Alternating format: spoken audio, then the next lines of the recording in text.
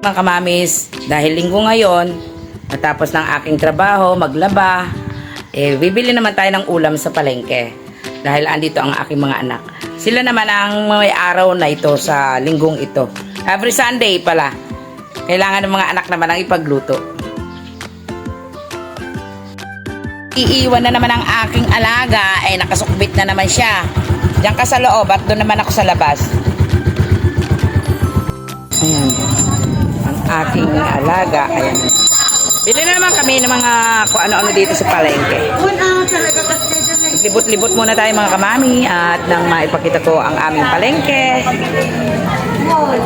Araw kasi ng palengke ngayon kaya masarap pumunta dito. Maraming mura at mas maraming sariwa. Pag araw ng linggo dito sa aming bayan ay araw ng palengke. Kaya masarap pumunta dito. Maraming dayo na nagtitinda at fresh na fresh from farm. Katulad yan, bagong pitis lahat yan. Ang mga gulay, bagong pitas lahat. Sa mga gilid-gilid lang na aming mga barangayan. Kaya puro halos pitas lahat kaninang madaling araw. Yan ang alimasag ko. Kasi palibhasa, malapit ang dagupan at mga pispan dito sa amin. Ang lalaki ng mga alimasag. Ayan, nakita pa kami ng isang kamamis din na luknuko ng kabaratan. Nakita kami dito sa palengke. Ito ang pinakabarat sa Lagmisahan. Dahil hindi naman tayo magugutom kahit na malengke tayo mga kamami ay dito isala-salabat ang mga merienda. Ayan. Oh. Habang namamalengke ka paglabas mo maraming merienda dito kahit ano. Ayan mga kamami sinasabi ko lang pag pasyal nyo ng bayan ng kuya po ay hindi kayo mahihirapan dito sa amin. Kasi lalo kung pagkain ay napakarami. Mga kamami kaaliwalas.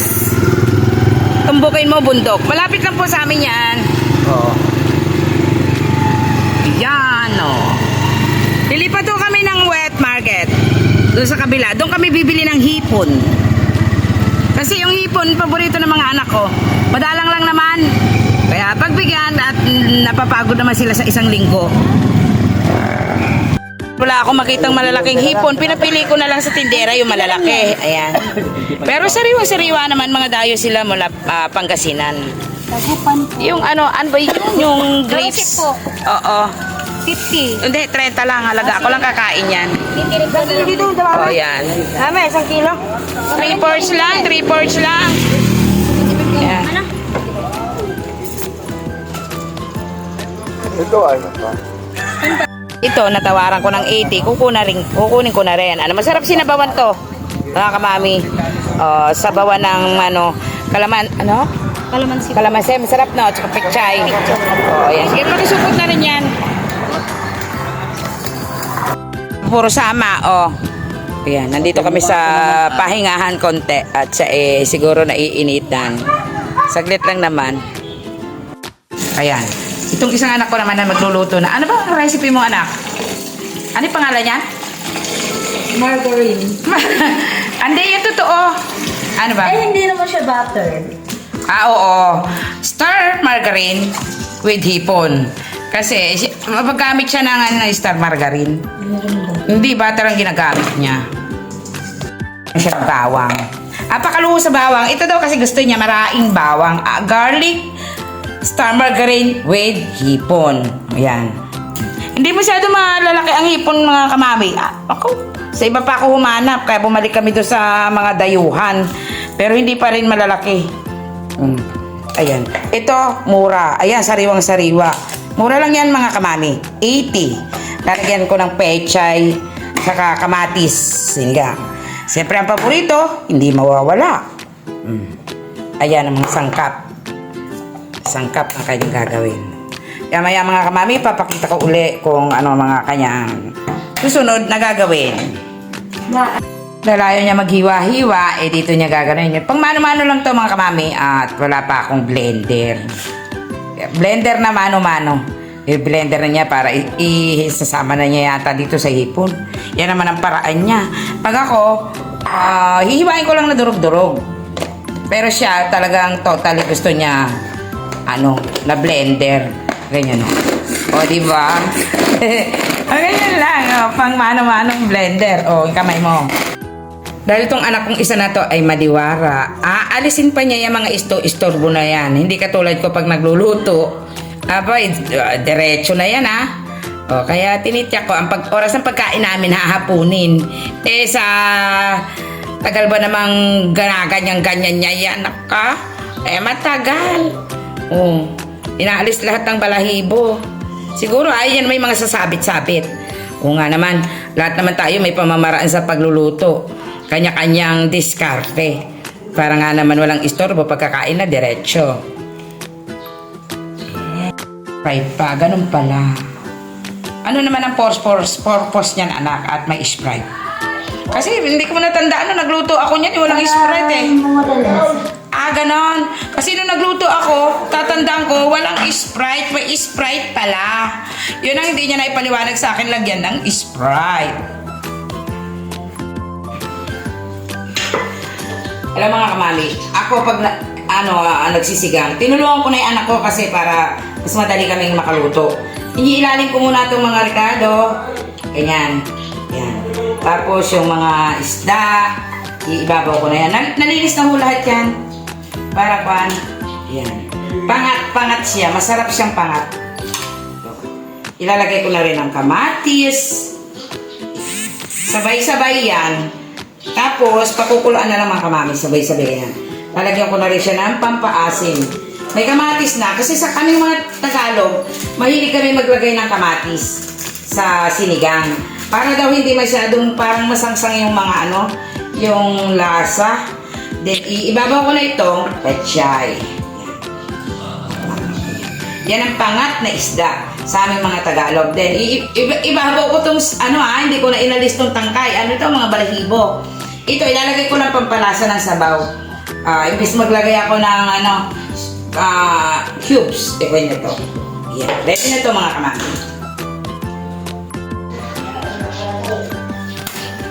Yan po ang sinigang, mga kamami. Yan naman ang lulutuin ko. Ayan. Ako na una nagsalang nito at susunod na may anak ko dito. Ito yung pangat. Para makakain kami ng tanghali at hindi ko tutulungan mga kamami ay hahaponin ng tanghalian. Mami, dahil napakadali lang naman lutuin ito, mabilis-bilis lang, hindi siya istorbo. Pag samasamahin mo lang, gayak mo, isahalang mo, okay na. Kasi yung mga dayong nagtitinda dyan sa Talipapa, doon sa ikailang baryo doon, pag pauwi na sila, halos ibinibigay na nila ng mura, kaya napakasarap bumili doon. 80 pesos meron ka ng salay. Tapos sinamahan ko ng 4 na pirasong hipon lang para lumasa sa sabaw. First step pala niyang gagawin ay lagyan ng star margarine. Wow, ang sarap. Hindi siya mahilig sa butter gumamit. Star margarine ba rin ang ginagamit namin. Ewan ko ba? Meron naman butter din sa palengke, pero ang gusto niyang ginagamit is star margarine. So, sa una, ano naman isunod? Ito yung susunod niya. Yung bawang na binlender niya at saka sibuyas ay nagsama na. Ganun pala.